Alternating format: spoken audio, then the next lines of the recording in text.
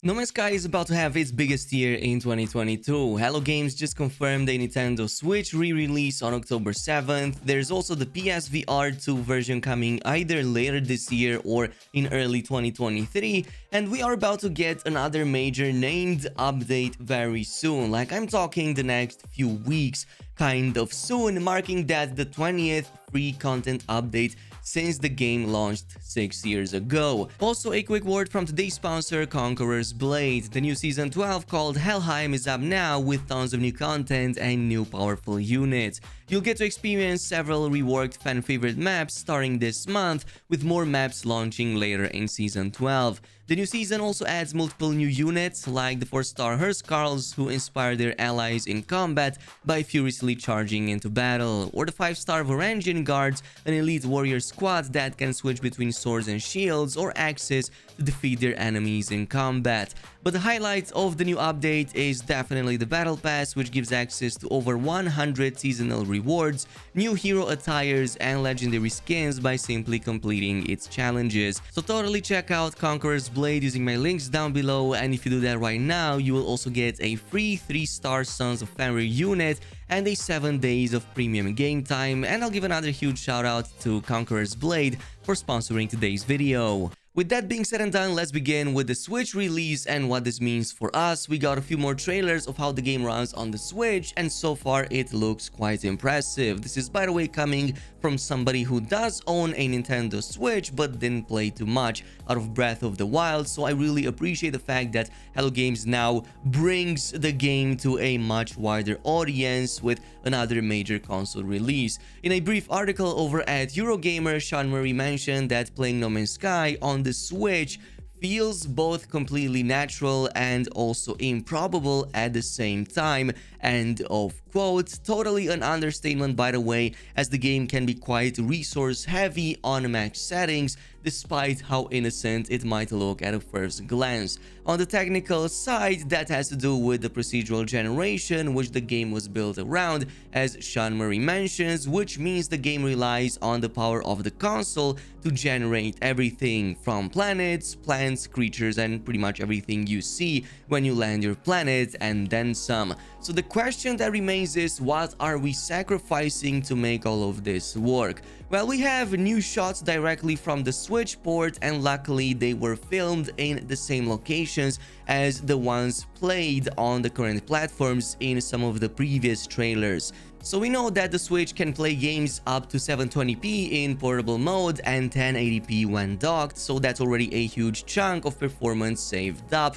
But because it can be quite resource intensive, that could drop all the way up to 540p when handheld and 720p when docked, all around 30 FPS. Something similar to this was achieved with the Witcher 3 Switch port, and that came out quite alright given the circumstances. Thanks to a few overlapping shots courtesy of Hello Games trailers in the same zones, we can also kind of see that in full action. So here are a couple of shots filmed on the same planet but on different versions, one on the Switch and another one was probably the PS5. Both in terms of overall game resolution but also texture quality, there is quite a massive difference. The Switch texture still retains a pretty decent level of detail, but once compared to the non-Switch one, yeah, the difference is pretty clear, especially in terms of the veins and the bumps on some of these plants, so they definitely pop a lot more on the non-Switch variant. Grass, a similar level of difference can also be seen in terms of how the game renders individual blades of grass in these two separate shots, with the Switch variant appearing murkier and with less separation for each individual strand. A noticeable difference that becomes more pronounced the further the game has to render things, with the Switch variant losing massively, especially on that distant detail. The fact that the grass rendering doesn't even reach the boulder in the middle of the screen, the fact that the hill in front has noticeably less plants, and also the fact that some of the objects like the crates and some of the other things don't even spawn yet in the Switch version despite having similar distances, kind of makes me believe this is either the lowest of the lowest settings, or maybe Hello Games even found a way to reduce that by another bit. Like, it definitely reminds me of playing the game on maybe the PlayStation 4 base version, but with a much lower resolution and less distant detail. If you want to see the difference between the PS4 and the PS5, by the way, just so you can know what you're working with, I made a video last year where I compared many of these features, the performance, and also the graphical details. In terms of the shadows, this is a final resource hog getting the nail in the Switch version, including the ones generated by the player, its items, and ambient occlusion being either turned off in this scene or at a very low setting, as the shadows rendered in the distance don't even appear on the Switch version. Of course, we've seen plenty other similar shots that appear to have opted for low settings, including for the anti-aliasing option, which might look bad in this format, but highly unlikely to be a noticeable distraction when actually playing the game on the Switch. I think this is either TIA or maybe just FXAA, but I could be wrong on that one. If there's any specialists on this in the chat, totally let me know down below. But at the end of the day, we're still getting a vibrant looking game on a small-ish portable screen, so you'll care more about having a smooth performance rather than a better texture quality that most players won't even notice anyway. Also, frame rate wise, I'm expecting a max of 30 FPS given how old the hardware in the Switch is to this day and age. Another feature that's not coming to the Switch port of No Man's Sky is the multiplayer, the one added on all platforms back in 2018 that enables players to fully build, explore, and battle with friends online. Unfortunately, won't be supported on the Switch version, at least not at launch. While Hello Games have yet to confirm or disprove if this is just a temporary solution, I would assume that a big factor that had to play into this is also the performance they had to take into account. If you ever went into a full space anomaly before, you kinda know how much of a performance slump it is when dozens of players get loaded in the same area, all performing their own actions, having their own ships spawning in, their creatures, and doing all the other stuff on the screen.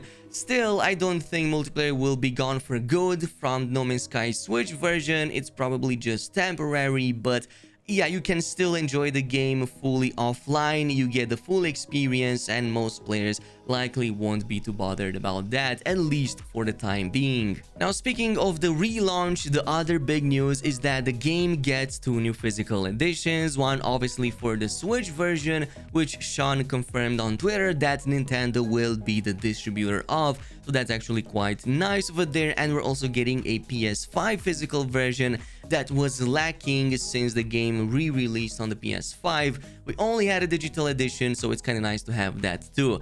Both will contain all major updates until this point, as well as a secret new one that has yet to be announced but will be included by that point once it launches on October 7th.